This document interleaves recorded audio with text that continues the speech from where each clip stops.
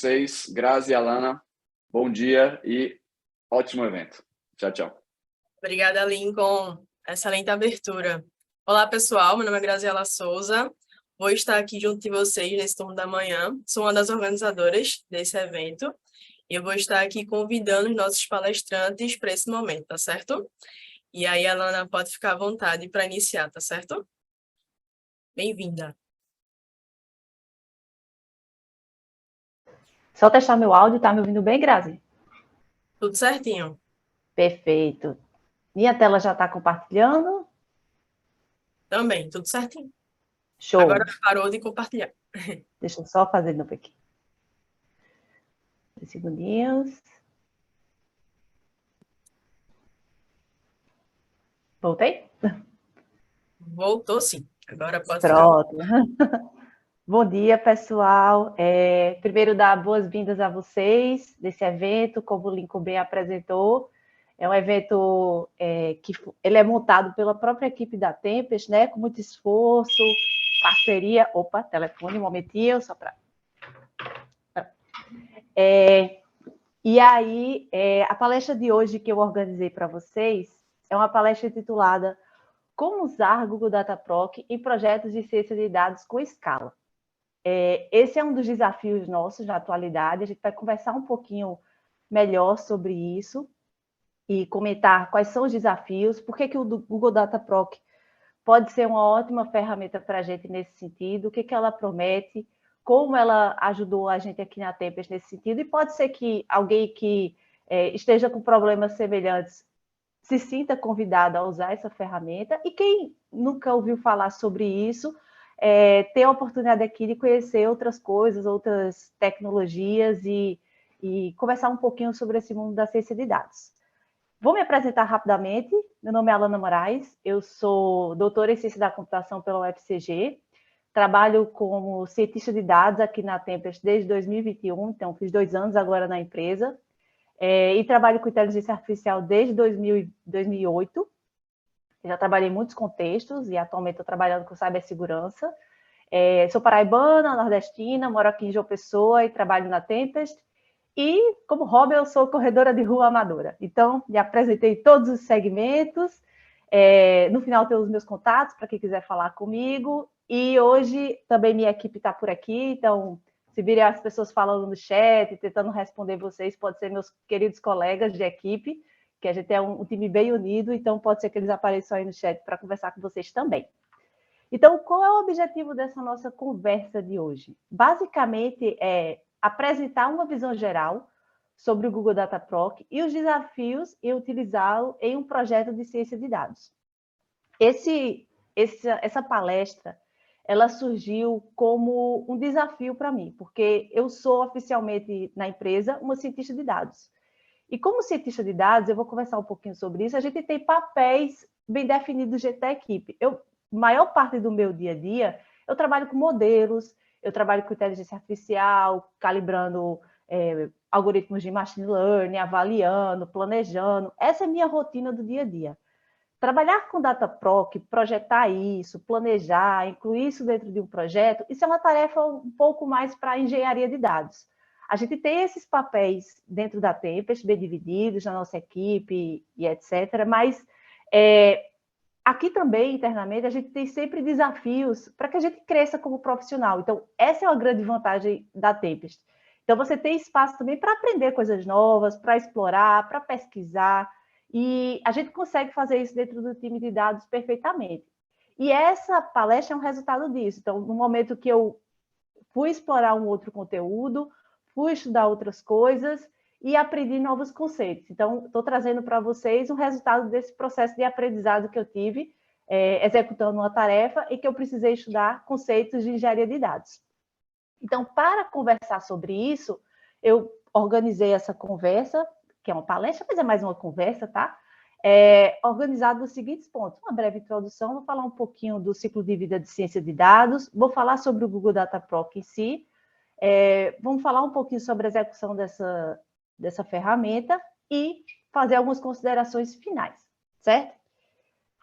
Como eu disse a vocês, essa demanda de se trabalhar com a questão de ferramentas semelhantes ao DataProc, que a gente vai entender o que é ela projeta, está muito inserida no contexto de equipes de dados.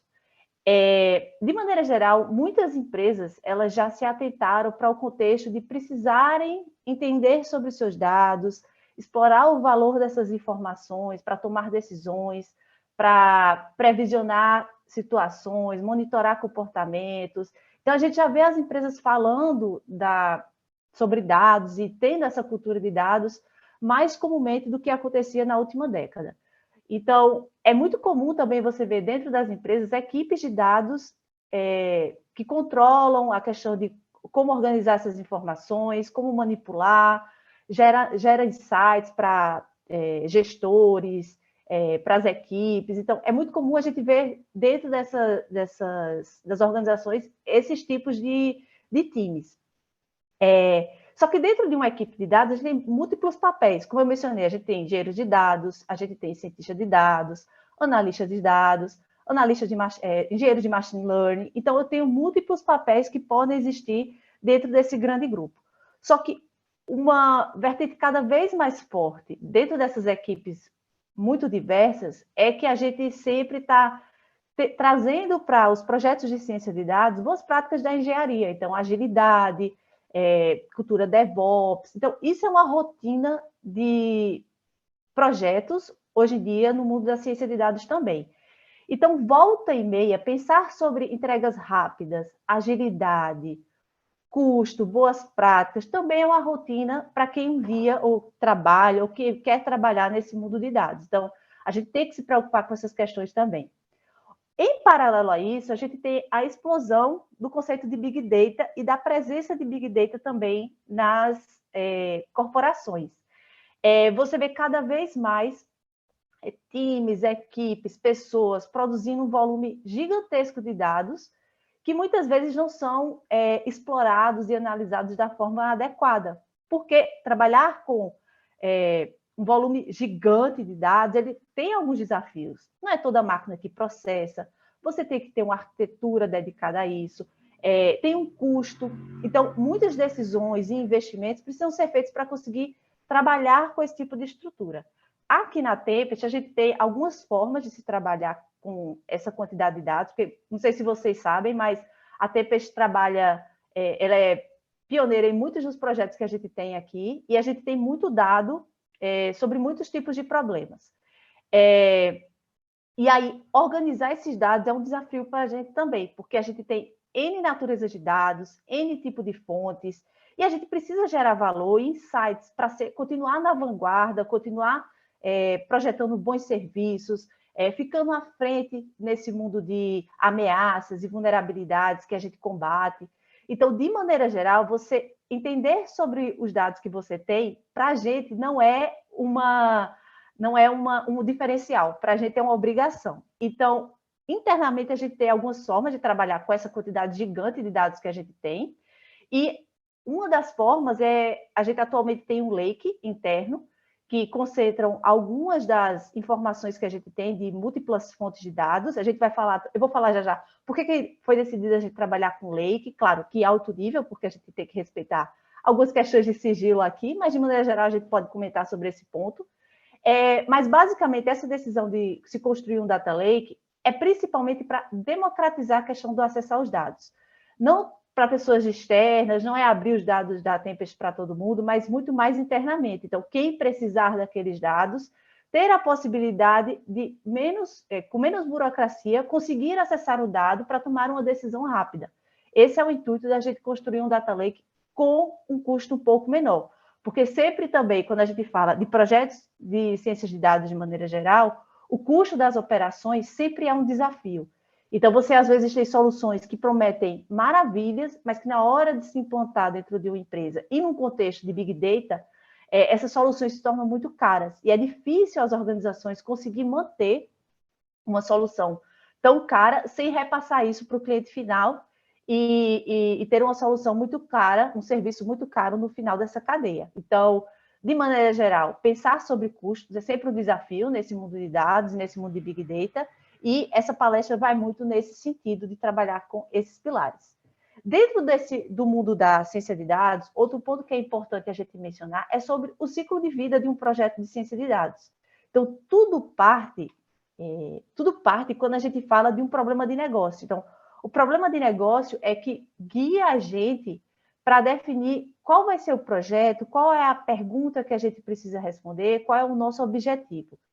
E definido isso, o que a gente precisa trabalhar, sobre o que a gente precisa trabalhar, a gente gasta muita energia nessas primeiras fases aqui do projeto, que é, eu tenho a minha resposta, agora eu vou questionar, eu tenho as informações que eu preciso para responder essa pergunta? Se eu não tenho, como é que eu vou chegar nessas informações? Ou o dado que eu pego, será que ele está pronto para ser trabalhado? Será que eu preciso fazer algum ajuste nesse dado? Será que eu preciso fazer um processo de limpeza nesse dado? O que o dado está me trazendo? Será que esse dado é confiável?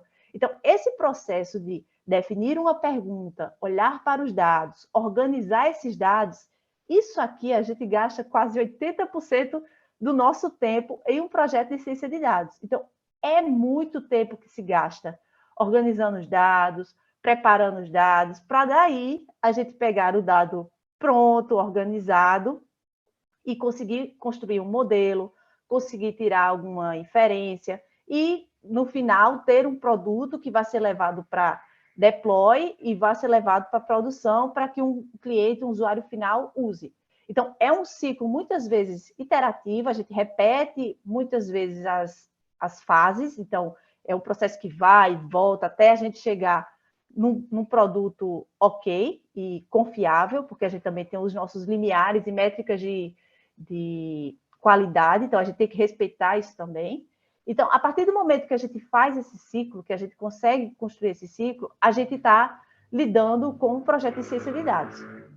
Só que isso existe alguns desafios. Eu estou falando de um ciclo que, se eu fosse falar de um projeto para ser rodado local, o ciclo era esse. Agora, adicione o desafio, vou colocar alguns desafios aqui. Eu pensar em trabalhar com escala. Esse projeto ele vai rodar nessa arquitetura, mas ao invés de processar 200 mil linhas de código, quando ele for para a produção, ele vai processar 1 milhão de dados, ou 1 trilhão, ou ele vai, quando for ser processado, ele vai ter um fluxo de dados muito grande, que vai demandar um consumo muito grande da minha máquina. E aí começam a vir umas questões que, sinceramente, nenhum cientista de dados tem formação para pensar sobre isso. Então, a gente não está preparado para pensar sobre escala, a gente não está preparado para pensar sobre consumo, Então, isso é um desafio para alguns papéis, porque o que normalmente a grande maioria dos cientistas de dados estudam e se aprofundam é nesse ciclo aqui. Como preparar os dados, como extrair informação, como modelar os sistemas e levar isso para a produção. Pronto, o ciclo básico. Mas aí, quando eu falo desse processo de deploy, e nesse processo de deploy eu trago esse desafio da escala, se eu estivesse falando de um processo tradicional de implantação e que a escala é um critério, o que iria acontecer aqui é que, basicamente, eu precisaria configurar os servidores, instalar serviços, mas eu precisaria dimensionar, de acordo com a escala, como é que seriam esses meus serviços. Eu vou ter uma escala muito grande, então eu preciso de mais máquinas para me ajudar a processar. Então, hoje em dia, localmente, é bem difícil você ter alguém que construa o seu servidor, implante isso no servidor próprio e mantenha a infraestrutura com escala de um projeto desse tipo. Hoje em dia é mais comum você terceirizar isso. Então, você comprar serviços que ajudem você a trabalhar com essa escala. Então, esse processo de provisionar, ele é um desafio, porque muitas vezes esse tempo aqui de você pensar sobre as configurações e ajustar a escala, ele não é um processo rápido. Você provisionar recursos, pensar quantas máquinas você vai precisar, que tipo de máquina você vai precisar, testar. Então, isso não é um processo rápido.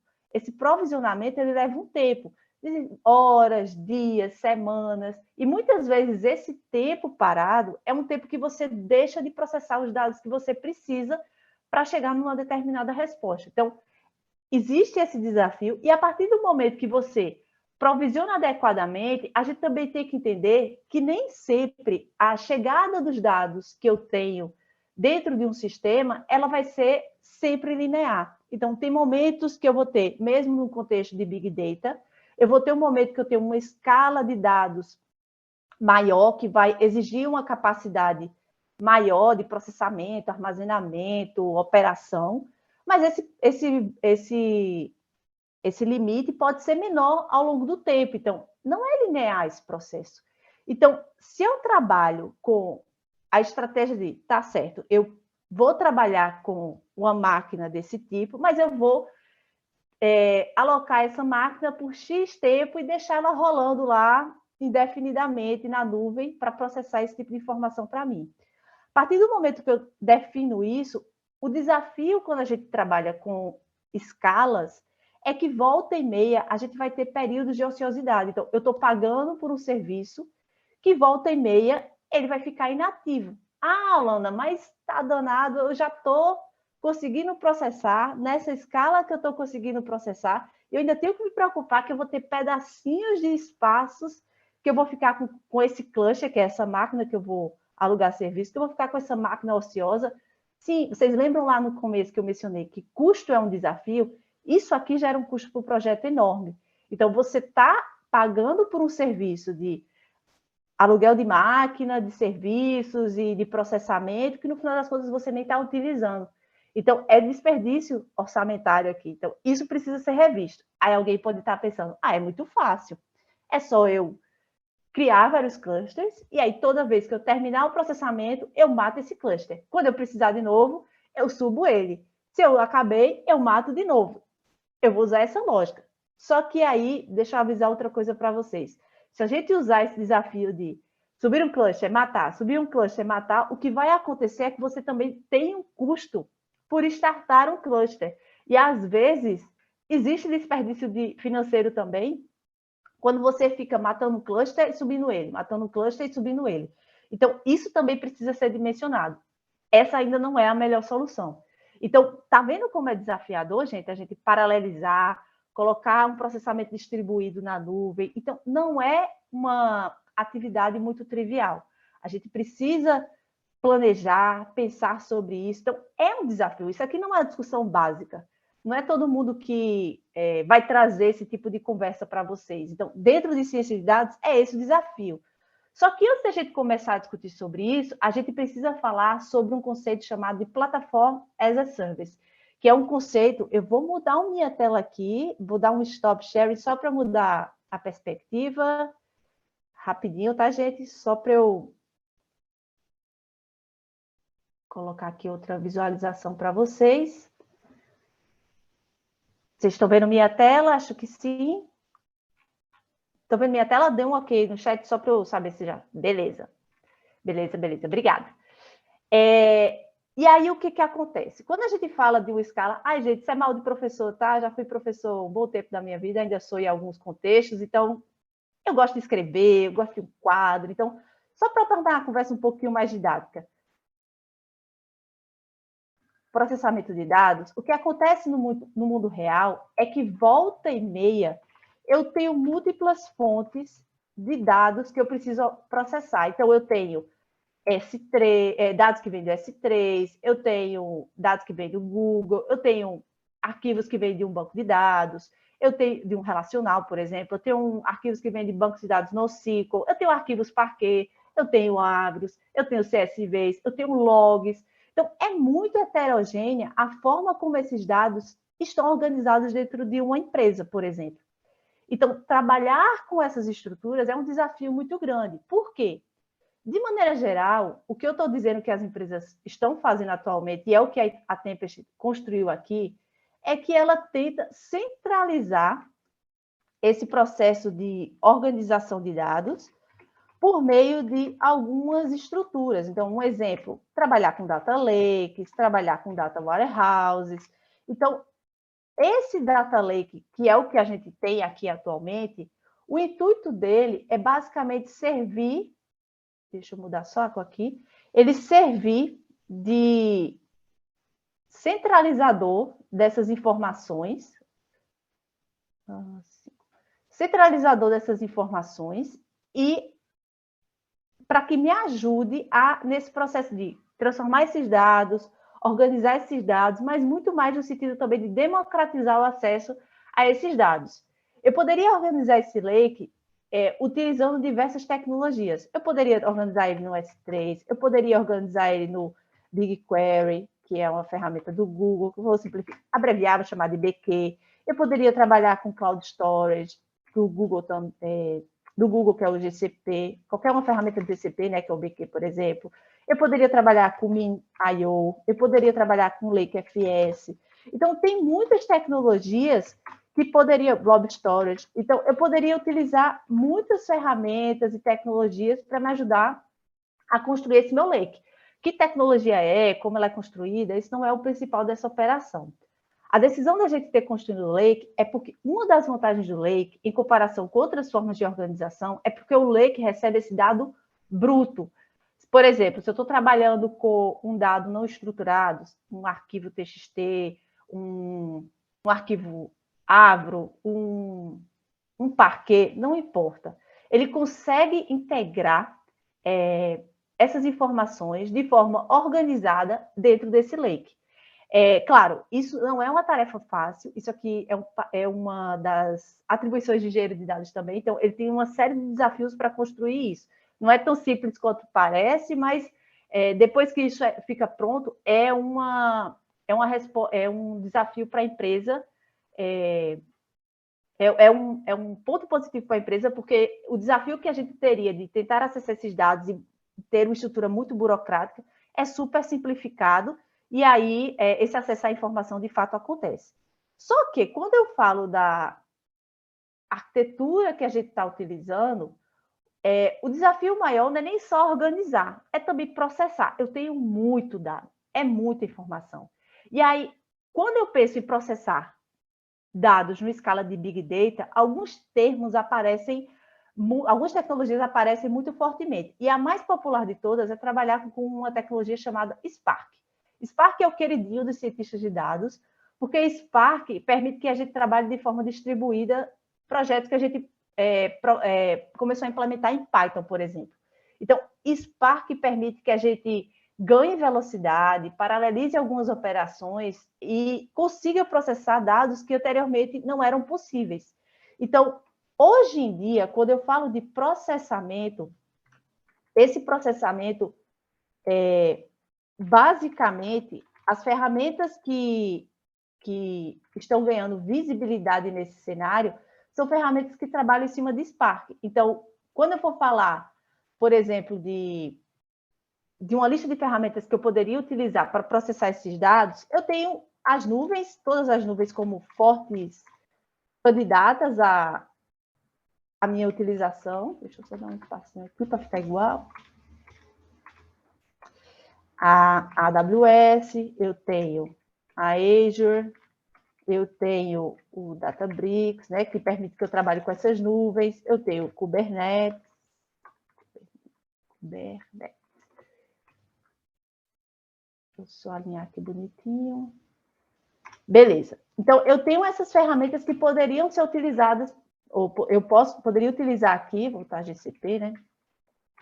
Ficar melhor. Que eu poderia utilizar para me ajudar a trabalhar com Spark nessa escala. Então, eu poderia usar aqui o Dataproc, que é o objetivo da nossa conversa de hoje. Aí existe o Dataflow, Datafusion, que também poderia aparecer aqui para processar algumas coisas em Spark. Na AWS, eu tenho o EMR, eu tenho o Glue, que eu também poderia utilizar nesse contexto. Na Azure, eu tenho o AGI Insights, e tenho o Synapse Analytics Spark Pool.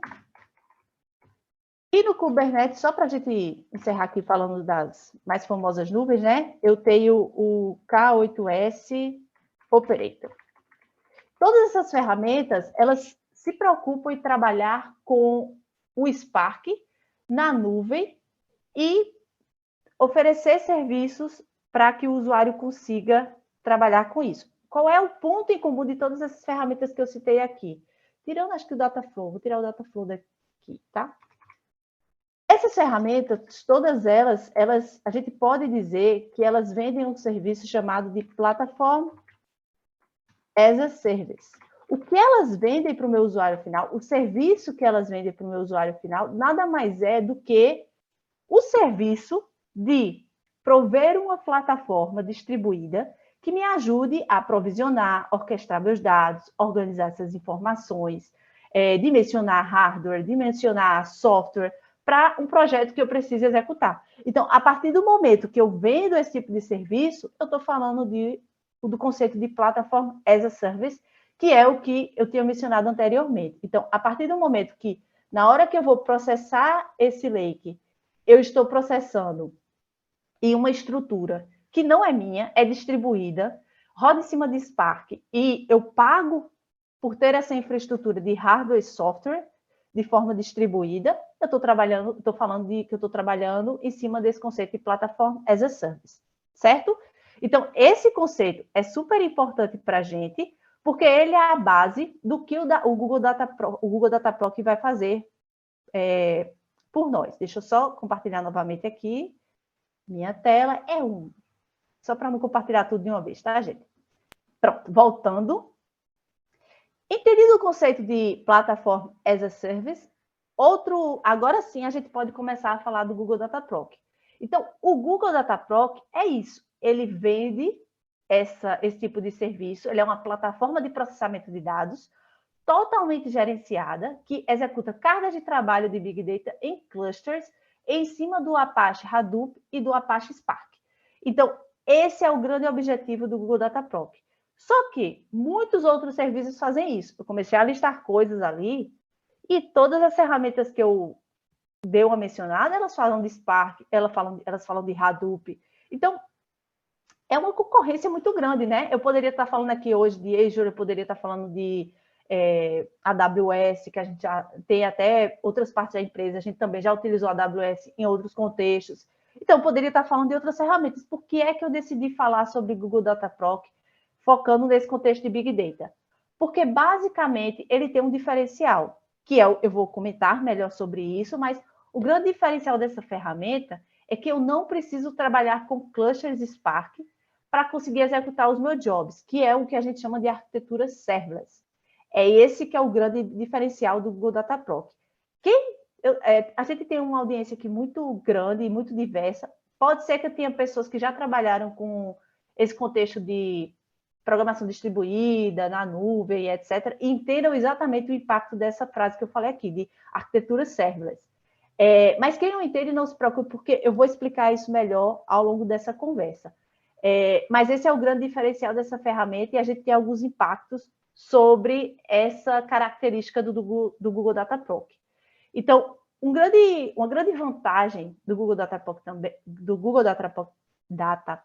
também é trabalhar com esse ecossistema Apache. Esse ecossistema Apache, ele tem uma série de ferramentas muito consolidadas no mercado, que trabalham com sistemas distribuídos de maneira geral e que são uma mão na roda quando a gente fala do Google Data Proc, porque são ferramentas que as pessoas que os cientistas de dados de maneira geral já utilizam. A gente já tem essas ferramentas no nosso dia a dia e tem uma comunidade muito forte trabalhando e mantendo essas ferramentas. Então, é muito fácil achar documentação, é muito fácil achar conversar sobre dúvidas. Então, isso é sempre um ponto a favor nesse contexto de dados. Então, ferramentas como Hadoop, o Hive, o Airflow, o Presto, Spark. Então, a gente tem ótimas ferramentas dentro desse ecossistema. Dai está mencionando aqui, tá, gente? Se quiserem mandar perguntas, podem mandar perguntas via Q&A. Ou se quiserem mandar via chat também, podem mandar via chat e aí o pessoal da minha equipe pode ajudar a responder também, se não quiserem esperar. Mas podem ir enviando as perguntas, tá? E aí, como outras características, a primeira delas é desse ecossistema Hadoop, Spark, Apache que a gente tem, né? Outro ponto ela é uma ferramenta que ela é muito eficiente na questão do gerenciamento de clusters. O intuito dela é ajudar o usuário que está usando aquela ferramenta a trabalhar com esses clusters, a gente vai ver como isso realmente é muito fácil. Ela promete trabalhar com alta escalabilidade e, de fato, o faz. Então, tem ferramenta que promete trabalhar com Big Data, que às vezes é bem chatinho da gente conseguir trabalhar com essas infraestruturas. Não vou falar mal de nenhuma ferramenta aqui, mas isso acontece às vezes. O Google Data Proc não é assim, ele tem alta escalabilidade real, integração com outras ferramentas do G-Cloud, né? Que cá entre nós, vou dar um exemplo. Dentro do Google, a gente tem ótimas ferramentas para se trabalhar com Big Data. Um exemplo, a questão de acesso às informações no BigQuery, quando a gente fala de uma escala de Big Data, o BQ ele traz uma série de estruturas que nos ajudam a, primeiro, diminuir os custos operacionais quando a gente está fazendo consultas muito grandes e processamentos muito grandes via SQL, como também ele tem alternativas para que a gente não precise estar repetindo consultas muito grandes. Então, o BigQuery é uma ferramenta maravilhosa para quem trabalha com arquitetura de Big Data, porque ele é realmente uma das melhores quando comparado aos concorrentes. Então, isso é um exemplo de uma ferramenta, mas tem outras muito boas dentro do Google para trabalhar com essa escala de dados. Então, quando a gente fala de integrar o Dataproc com essas ferramentas, isso é um ponto super a favor, porque dentro do próprio Google, a gente tem ótimas ferramentas nesse sentido. Outra questão é com relação à flexibilidade. Então, aqui eu tenho uma flexibilidade enorme de estruturar o meu projeto de acordo com as minhas demandas, de uma forma fácil de ser feita, não é nada do outro mundo. Um exemplo, se eu quiser, por exemplo, eu estou trabalhando com um projeto de ciência de dados, nesse meu projeto de ciência de dados, que eu vou precisar processar no Google Data Proc, eu estou trabalhando com uma configuração específica de Spark, que eu instalei algumas bibliotecas, e essas bibliotecas precisam existir. Além disso, eu estou trabalhando com uma versão específica do TensorFlow, e eu preciso usar isso para processar no Google Data Proc. É uma configuração muito específica, provavelmente não vai ter na lista de máquinas disponível para mim, lá no Google, uma máquina que tenha exatamente as versões de configurações que eu estou precisando naquele momento. Então, se eu preciso trabalhar com essa configuração, eu posso subir uma imagem junto do meu Dataproc e dizer, olha, não use as imagens prontas que você tem aí. Use essa imagem que eu configurei para rodar esse meu script. E a gente consegue fazer isso. Então, eu consigo calibrar nesse nível de detalhamento dentro do Google Data Proc. E de uma forma tranquila de ser feita. Já tive experiências em outras nuvens que, para eu conseguir fazer algumas operações semelhantes a isso, eu só fui conseguir, de fato, executar isso quando eu achei um GitHub em chinês de uma pessoa que fez alguma coisa parecida. Então, eu caí nesse tipo, eu caí nesse tipo de contexto. Então, não foi uma tarefa trivial eu ter chegado nesse material para me dar um caminho de como eu ia resolver esse problema na outra nuvem. Aqui no Google, dificilmente isso aconteceria, porque a documentação ela é muito, muito maravilhosa. Não estou ganhando nada para fazer essa propaganda do Google, mas a documentação é um caso à parte. A comunidade é muito ativa e a documentação ela é muito atualizada. Então, a gente consegue se livrar de muitos problemas só baseado na documentação. E olha que é uma documentação super extensa, mas ela é organizada, bem intuitiva. Então, a gente consegue se achar na documentação do Google tranquilamente. Outro ponto é a questão de gerenciamento de custos. Aqui a gente tem algumas estratégias que nos ajudam a diminuir os custos do projeto. Eu já mencionei algumas vezes, o custo é um desafio, né, nesses cenários.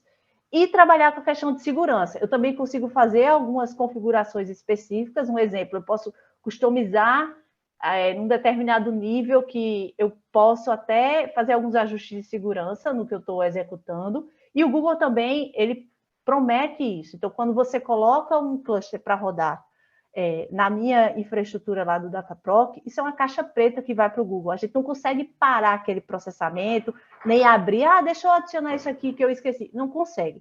Então, a partir do momento que aquilo foi executado, eu não consigo ver o que está acontecendo em paralelo. Então, eu não tenho esse nível de controle, mas eu tenho algumas prerrogativas que conseguem me ajudar nesses aspectos de segurança. Estou falando de empresa de cibersegurança, né, gente? A gente tem que se preocupar com isso. Já falei maravilhas aqui do Dataproc, comecei até a falar dele em projetos de ciência de dados, mas o que de fato faz o Dataproc ser útil para projetos de ciência de dados com escala? Basicamente, algumas características. Primeiro, que ele promete processar grandes volumes de dados, ele promete isso, é o ponto-chave dele, e ele promete fazer isso usando tecnologias muito conhecidas, como o HDFS, que é o Hadoop, né? Os algoritmos de MapReduce, que são clássicos em sistemas distribuídos e que boa parte das ferramentas utilizam, e o Hive para a questão de acesso a essas informações. Outra vantagem é que ele suporta diversas linguagens de programação, então você não precisa ser um programador Python para conseguir interagir com o Google Dataproc. A gente tem possibilidade de implementar em outras linguagens, mas isso é uma vantagem principalmente porque eu não tenho uma limitação de linguagem para conseguir interagir com a ferramenta. Então, muitas vezes é o projeto que guia a gente para escolher a linguagem mais adequada para a gente fazer algumas operações. O gerenciamento de custos com o Big Data, ele também tem algumas estratégias que diminuem esses custos, como eu falei recentemente, e essa integração com outras ferramentas do Google. Eu até antecipei isso quando a gente fala das ótimas ferramentas que a gente tem no mundo de Big Data, dentro da suíte do Google, disponíveis para a gente integrar com o Google Dataproc.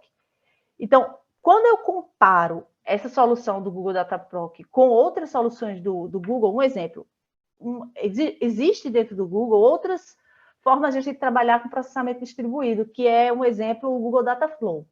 O Google Dataflow, ele também tem como base os algoritmos de MapReduce, que é a base de programação distribuída que a gente tem, só que ele trabalha não com o ecossistema do Apache, né? Ele trabalha com implementações próprias para algumas infraestruturas. Então, de distribuição, de questão de balanceamento de cargas. Então, ele tem as próprias classes para trabalhar com isso. Não é ruim, mas não são as soluções clássicas. A grande diferença do Google Dataflow e do Google Dataproc, primeiro, é esse ecossistema que o Google trabalhou aqui em soluções próprias, enquanto o Dataproc trabalhou em cima do ecossistema Apache. E outra diferença é que o Dataflow, ele, diferentemente do Google Dataproc, ele permite que você possa trabalhar também em cima de templates. Então, operações que ele julga que são comuns de acontecer, ele tem templates prontos que você pode utilizar para ganhar tempo nesse processamento.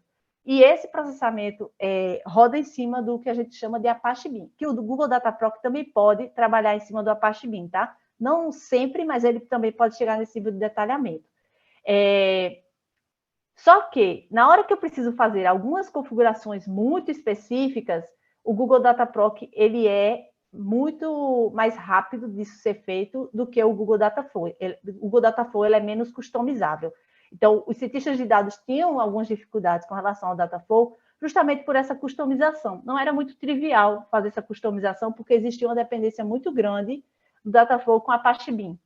E aqui não. Aqui eu posso rodar em cima de Apache Beam, mas não é obrigatório. Eu posso rodar no Spark, não é um caminho amarrado. E a customização daqui é maravilhosa, como eu já até dei alguns exemplos. Então, essa é uma grande diferença entre essas duas organizações.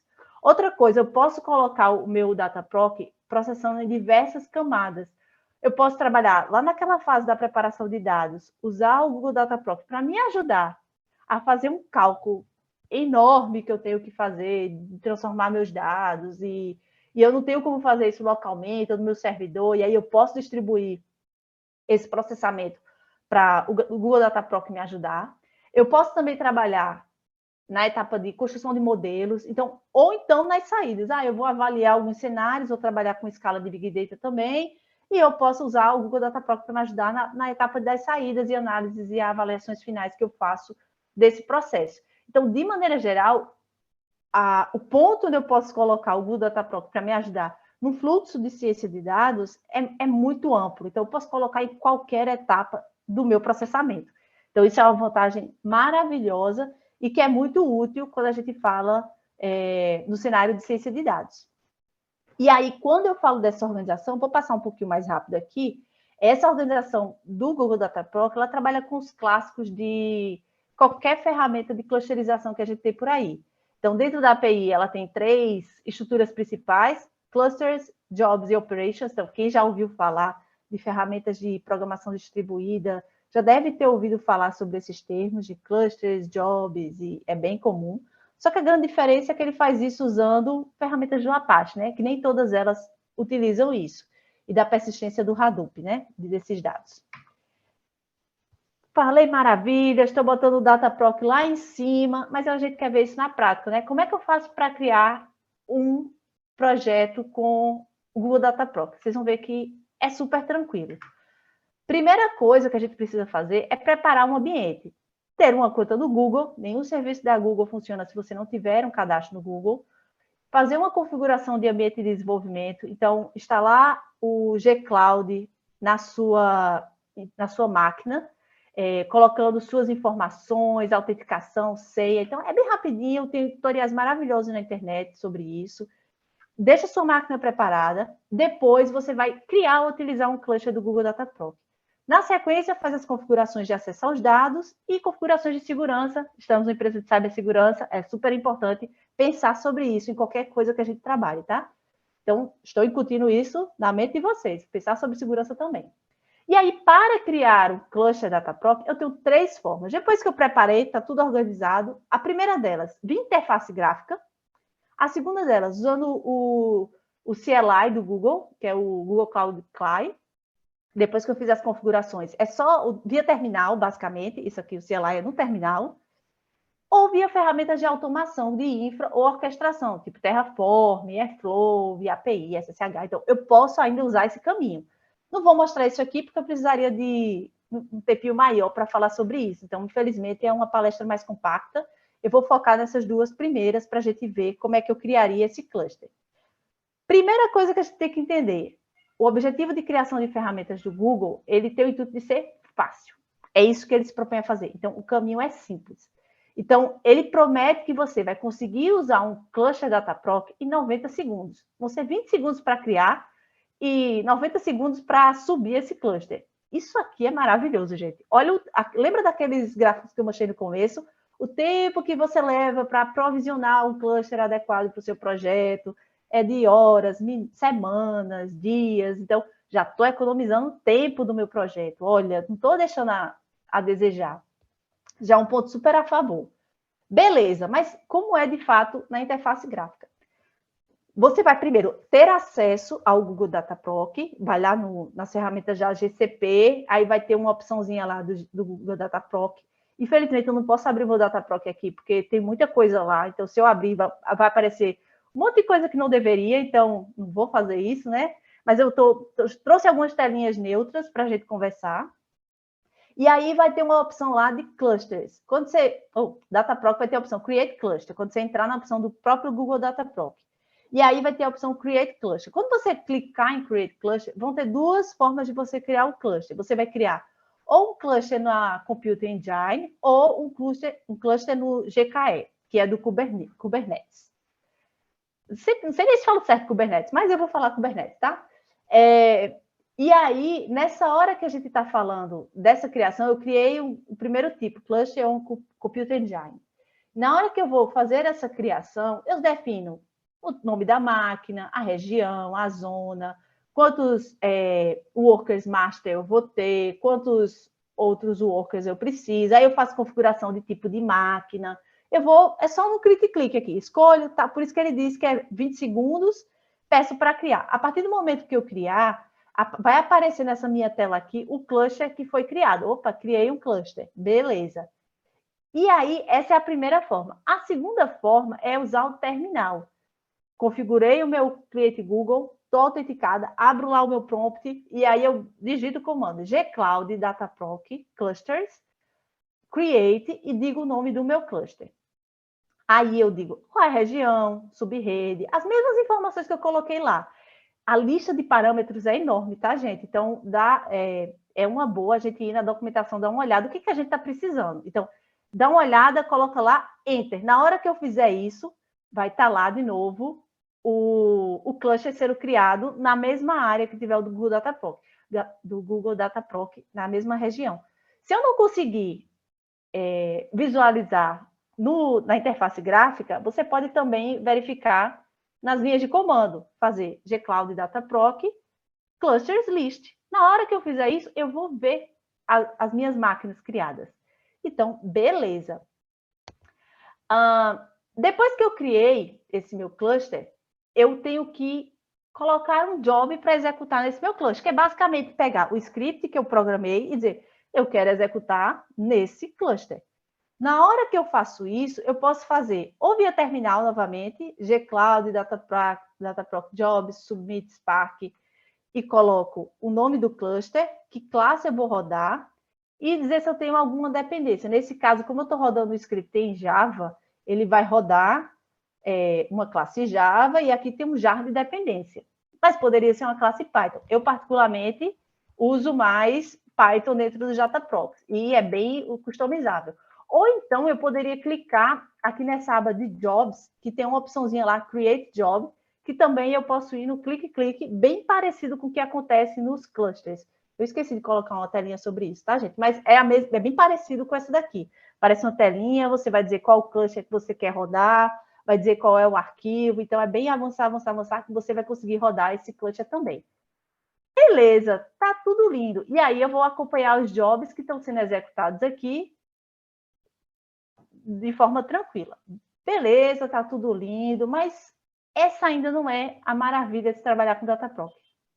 A maravilha de trabalhar com Dataproc é o que eu mencionei lá atrás, quando eu falei, estou falando de uma arquitetura serverless. A grande vantagem do Dataproc é que você não precisa... o Dataproc pode ser processado em modo serverless, ou seja, eu não preciso criar um cluster para rodar um job. Que isso nenhuma das outras ferramentas faz. Ou seja, você vai só usar o que você precisar. Então, se eu vou rodar um processamento X e eu preciso de Y de tempo para processar e Z de recursos, você só vai pagar por esse recurso e esse tempo de processamento. Lana, mas eu não preciso criar um cluster, dizer o tipo de máquina. Você diz o tipo de máquina, mas você não necessariamente precisa dizer quanto de memória, dar muitos detalhes sobre isso, porque quem vai controlar esse processamento é o Google. Ou seja, essa é a forma serverless, é por demanda. Então, para fazer isso, atualmente a gente só consegue fazer via terminal. Eu não consigo, na interface gráfica, habilitar essa forma serverless. Mas o comando é super simples. Eu vou fazer gcloud beta. É uma solução que ainda está beta, mas ela é super estável. A gente usa muito aqui. Ela responde super bem, então não tem nunca encontramos bugs nessa forma. Posso usar imagens customizadas do mesmo jeito. Então, os parâmetros também, a lista é bem extensa. Você pode configurar exatamente como você precisa. Então, você coloca gcloud beta dataproc, processamento em batches. Esse processamento que você vai não criar um cluster e já vai processar, é o que a gente chama de processamento em batches. Vai fazer o submit, dentro do PySpark, eu já estou configurando diretamente o PySpark aqui, do meu script.py. Na hora que eu executar, agora eu vou acompanhar, não mais em jobs, em clusters, mas eu vou olhar aqui na questão dos lots. Se seu Google tiver em inglês, essa parte aqui se chama batches, tá? E aí vai ter a lista de todos os processamentos que você executou, dizendo qual o tipo de máquina que você está trabalhando, o tempo que você está usando. E aí a grande vantagem é que você só vai ser cobrado pelos recursos que você de fato está usando. Então, a tabela de preços do Google, nessa hora, ela é super competitiva. Os custos dessa estratégia, comparado com qualquer outra nuvem, é até desonesto, porque você só vai usar o que você realmente usa, então é muito bom para qualquer projeto. Então, aquela preocupação lá do começo, meu cluster vai subir, vai ficar ocioso, aqui não existe. Eita, Lana, de verdade. Então, tem algumas simulações que a gente pode fazer para ver quanto seria por tipo de máquina, a gente pode configurar o tipo de máquina que a gente vai utilizar, para fazer um cálculo sobre isso, mas se forem comparar, é uma solução maravilhosa, principalmente pelo custo e customização. Então, as considerações finais dessa apresentação é que o Google Data Proc, ela é uma solução altamente escalável, flexível e integrada, principalmente com as ferramentas clássicas de processamento distribuído e ciência de dados, e é perfeita para projetos de ciência de dados por causa disso. Eu tenho uma gama de recursos do ecossistema do Google que eu consigo integrar aqui, então isso é uma vantagem enorme. A documentação do Google é maravilhosa para quem se sentiu animado para começar a fazer isso. Vocês vão ver que tem ótimos tutoriais, a comunidade é um amorzinho nesse sentido, e a gente consegue construir ótimas coisas trabalhando com isso. Então, só para trazer mais uma relevância para o que eu estou falando, não sou só eu que acho isso, tá? A gente consegue aqui, estou citando um exemplo de uma empresa da NVIDIA, que, por exemplo, também usa o Google Data Proc, e muitas dessas soluções, que também tem comentários muito positivos nesse sentido. Então, bota o Google Data Proc lá em cima. Então, não sou eu que acho isso. Certo? Algumas referências e os meus contatos. E é isso. Obrigada, gente.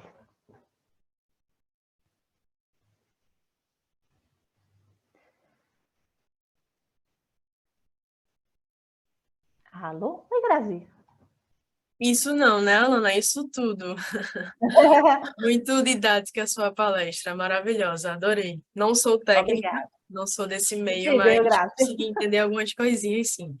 Muito didática.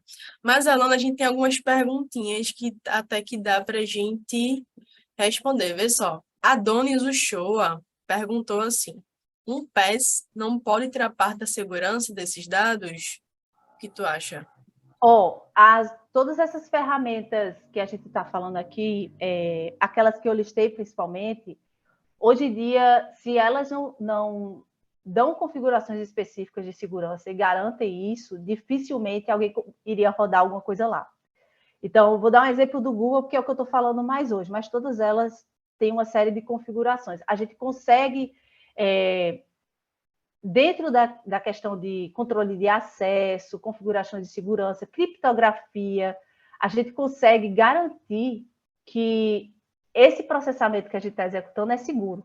Então, tem caminhos para isso. O Google não consegue, nem ele, processamento, quando chega lá, ele abrir e ver o que está acontecendo. Não, porque a gente consegue enviar isso de uma forma segura. Então, pode confiar nessas ferramentas. Claro que a gente, quando faz isso, corresponsabilidade. Então, se alguma coisa acontecer, a responsabilidade também é da empresa que está processando isso, não é só nossa.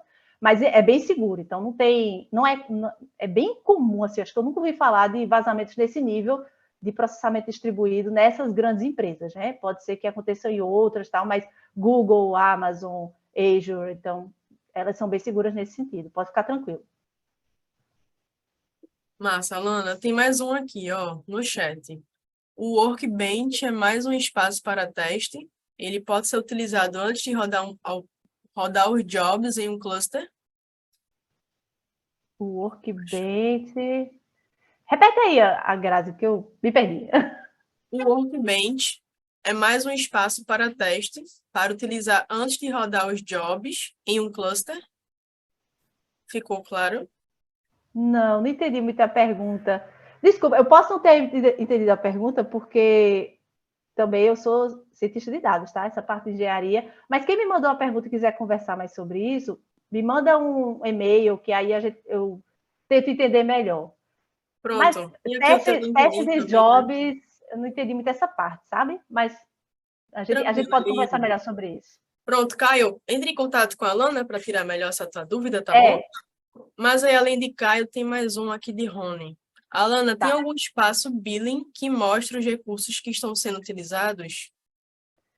Tem a questão de monitoramento que a gente consegue ver isso, acompanhar na própria carteira do Google, e aí a gente consegue ver o custo dessa operação. Eu diretamente não faço esse acompanhamento, porque o TL da minha equipe é que controla melhor isso e acompanha os custos, mas a gente tem como acompanhar sim. Não é, no final do mês não vai chegar a conta surpresa, não. Tem como acompanhar tranquilamente. E é bem didático, tá? Bacana. O Tem Workday mais descreve algumas aqui no Q&A, veja só. Para quem não é dev, como e por onde iniciar uma trilha de aprendizados para trabalhar com logs de sistemas de infraestrutura em Big Data, gerando relatórios úteis e que tragam percepções que melhorem a visão e possam trazer resultados e melhorias para o ambiente. Tá, primeiro passo, eu estou entendendo que você quer fazer um projeto que você vai trabalhar com Big Data, a fonte são os logs, e você quer gerar insights a partir disso. Então, a trilha inicial é análise de dados. Então, fazer trilhas de estatística básica, usar alguma ferramenta de analytics também. Então, você quer fazer isso com Python, você quer usar um Power BI, você quer usar um Excel, então, decidir qual o caminho que você quer apresentar essas informações, ou esses dados de logs já estão em alguma nuvem, isso já está no BigQuery, isso já está no Athena, ou está no banco de dados, então, dependendo de onde esteja isso, talvez seja mais fácil usar uma ferramenta, então usa um Looker, usa um Power BI, para comunicar com esse banco. Se não, se isso for arquivo, tenta organizar primeiro esses dados. Então, isso é bem uma trilha de analytics. Então, tenta fazer uma trilha de analista de dados, que com certeza você vai conseguir executar esse projeto. Maravilha, Lana. Veja só, agora que a gente chegou ao nosso horário limite, então vamos encerrar aqui o nosso momento. Muito obrigada aí pela sua participação. Obrigada, gente. Tá? Como eu falei, extremamente didática, e o pessoal gostou bastante aqui no chat. Obrigada. E agora, pessoal, vamos para o intervalo de 10 minutinhos, tá certo? E aí, o próximo palestrante é a Renata Faria. Ela vai falar aqui um pouquinho sobre trabalho mais leve, divertido e eficiente com gamificação, tá?